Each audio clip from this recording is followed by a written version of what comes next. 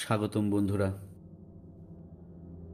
এই পর্বে আমরা জানব থাইল্যান্ড ও কম্বোডিয়ার মাঝে চলমান উত্তেজনার পেছনে আসল কারণ এবং ভারত কিভাবে এর সঙ্গে সম্পর্কিত। প্রাচীন ভারত যখন অখণ্ড ছিল তখন থাইল্যান্ড ও কম্বোডিয়ার মাঝে অনেক হিন্দু মন্দির গড়া হয়েছিল। তারই মধ্যে একটি মন্দির প্রাহভিয়েরার মন্দির। এই মন্দিরটি আসলে একটি শিব মন্দির, কিন্তু অবাক করা বিষয় হল থাইল্যান্ড এবং কম্বোডিয়া উভয় দেশই বৌদ্ধ প্রধান দেশ। তবু এই দুই দেশ মন্দিরটিকে নিজের ঐতিহ্য বলে দাবি করে।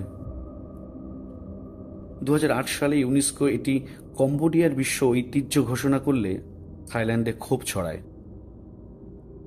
এই সংঘর্ষের পেছনে জাতীয়তাবাদ, ইতিহাস ও ভূ রাজনৈতিক স্বার্থ কাজ করছে। কম্বোডিয়াকে সরাসরি সমর্থন করছে চীন এবং পাকিস্তান। চীন যেখানে বড় আকারের বিনিয়োগ করেছে এবং পাকিস্তান সামরিক সহায়তার জন্য হাত বাড়িয়েছে। অন্যদিকে থাইল্যান্ডের পাশে রয়েছে যুক্তরাষ্ট্র, বিশেষ করে সামরিক প্রশিক্ষণ ও অস্ত্র সহযোগিতার ক্ষেত্রে। এই সংঘর্ষ যদি বাড়ে, তার দক্ষিণ পূর্ব এশিয়ার স্থিতিশীলতাকে প্রভাবিত করতে পারে।